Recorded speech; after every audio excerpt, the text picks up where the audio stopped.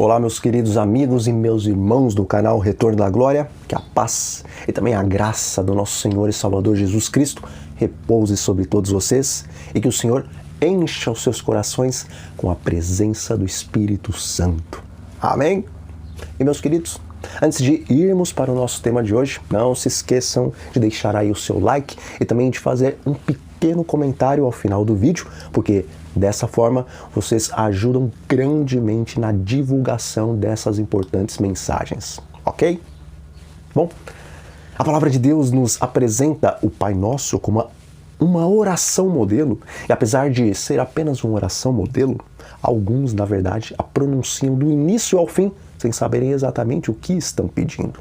Contudo, meus queridos, hoje eu quero apresentar a oração do Pai Nosso em um prisma diferente daquele que até hoje vocês têm compreendido. Portanto, fique até o final do vídeo, porque hoje vocês vão entender um pouco mais profundamente a conclusão que Deus deseja nos levar ao orarmos o Pai Nosso.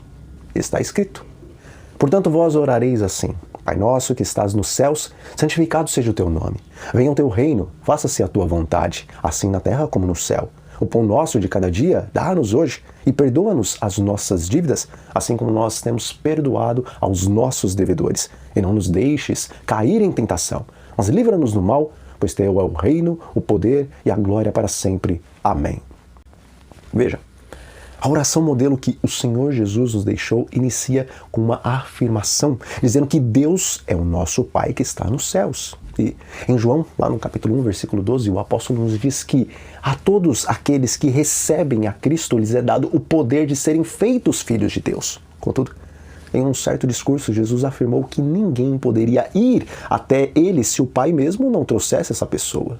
Bom, o Pai está no céu e ele não fala diretamente com o homem, pois Deus não pode ver o pecado. Do contrário, ele os fulminaria os pecadores. Portanto, os seres humanos só podem ser feitos filhos de Deus quando o Espírito Santo, o qual vem da parte do Pai, atua no coração do cristão, levando-o a aceitar o sacrifício feito pelo Senhor Jesus Cristo. Ou seja, para nos tornarmos filhos de Deus, a pessoa do Espírito Santo deve operar um milagre em nosso coração.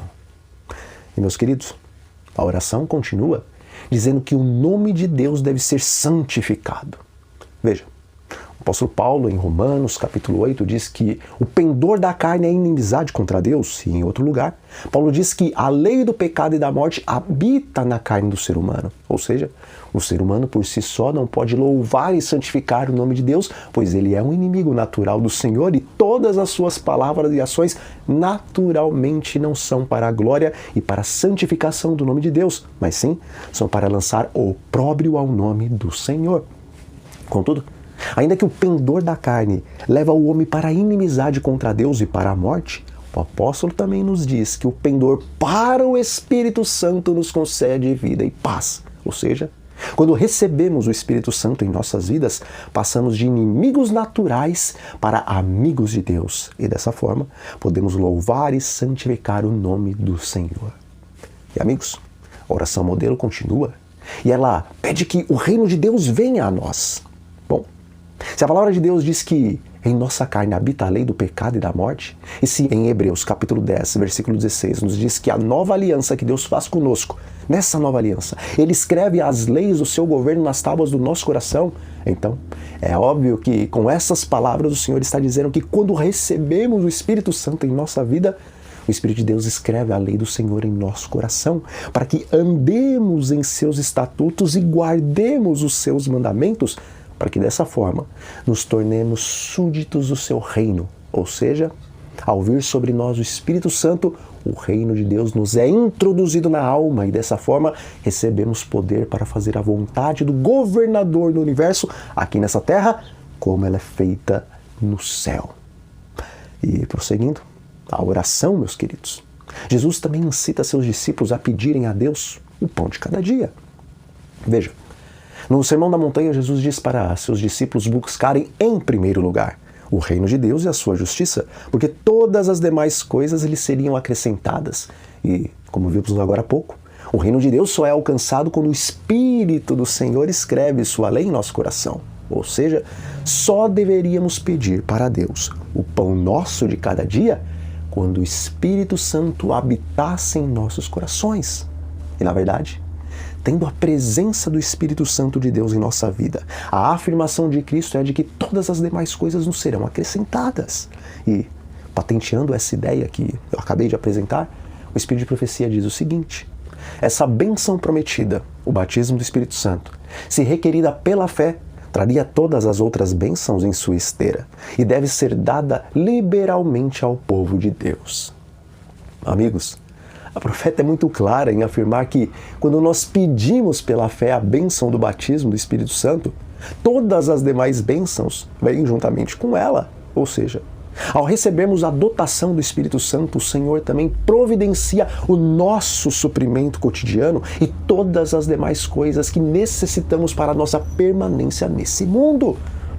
E, continuando a oração do Pai Nosso, Jesus agora disse para que os seus discípulos viessem a pedir que Deus os perdoasse, assim como eles perdoam aqueles que lhes devem. Veja, ao serem criados, Adão e Eva possuíam um caráter semelhante ao do Criador, porque eles foram formados à imagem e semelhança de Deus. Contudo, imediatamente após o pecado, Adão passou a ser o acusador de sua esposa e do próprio Criador, e Eva também passou a ser a acusadora da serpente e do Criador da serpente. Meus queridos, após o pecado, naturalmente o perdão não está em nós, mas sim a acusação. E somente quando passamos a desfrutar da preciosíssima bênção que o apóstolo Pedro diz que Deus nos concede, nos tornar participantes da natureza divina por intermédio do Espírito Santo, somente quando temos essa bênção, passamos a desenvolver um caráter semelhante ao caráter de Deus. E Deus é todo misericórdia e perdão, meus queridos. Ou seja, só podemos perdoar o nosso próximo, assim como Deus perdoa os nossos pecados, quando nos tornamos, pela presença do Espírito Santo em nossa vida, co-participantes da natureza divina. E a oração do Pai Nosso prossegue. E Jesus incentiva seus discípulos a pedirem a Deus que o Todo-Poderoso não os deixe cair em tentação. Veja, logo após ser batizado e logo após sair das águas e orar ao seu Pai, a palavra de Deus relata que os céus se abriram e que o Espírito Santo repousou sobre Jesus em forma de uma pomba. E logo após isso, a Bíblia relata que, estando Jesus cheio do Espírito Santo, ele foi levado até o deserto, onde foi tentado por Satanás após 40 dias de jejum e oração. Bom, por que Jesus não caiu em tentação? Para o bom entendedor, podemos dizer sem sombra de dúvida que ele não cedeu às tentações de Satanás porque estava imbuído do Espírito Santo. Contudo, para aqueles que têm alguma dúvida de que Jesus só venceu as tentações do inimigo porque estava cheio do Espírito Santo de Deus, diz o Espírito de Profecia: a humanidade de Cristo estava unida à divindade. Ele estava habilitado para o conflito mediante a presença interior do Espírito Santo.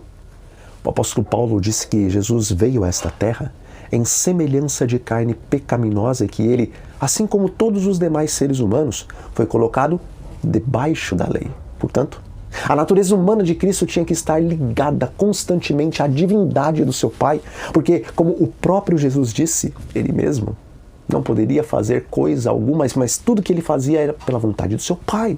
E por isso, Jesus só estava habilitado para o conflito contra as trevas através da habitação interior do Espírito Santo em sua vida. E, concluindo a oração modelo, meus queridos, Jesus diz para os seus discípulos que esses deveriam pedir que Deus os livrasse do mal e, falando sobre isso, diz o Espírito de Profecia: o príncipe da potestade do mal pode somente ser mantido sob controle através do poder de Deus na terceira pessoa da divindade, o Espírito Santo. Amigos, todo o cumprimento da oração modelo que Jesus nos deixou, o Pai Nosso, resume-se em uma só coisa: necessitamos do batismo diário do Espírito Santo. Necessitamos da plenitude do Espírito em nossas vidas. Bom, o Espírito Santo complete essa pequena reflexão na mente e no coração de cada um de vocês, e que Ele coloque em nós fome e sede da sua presença, para que dia após dia, várias vezes por dia, venhamos a pedir, a buscar e a bater insistentemente na porta do céu em oração, suplicando que Deus nos conceda a cada momento uma dotação mais plena do seu santo e bom Espírito. Então, meus queridos, nós vamos ficando por aqui. Mas antes, eu os convido a fazermos uma oração. Pai nosso que está nos céus, santificado seja o teu nome. Senhor, nosso bom Deus e nosso Pai, agora podemos entender um pouco melhor porque o teu apóstolo nos incentiva a orarmos constantemente no Espírito. Dai-nos, Pai, o Espírito Santo, não apenas para que ele nos ensine a orar, mas para que vivamos uma vida de plena obediência em tua presença. E isso nós te pedimos e agradecemos em nome de Jesus. Amém. Amigos, fiquem todos sob a paz do Senhor Jesus Cristo e até a próxima.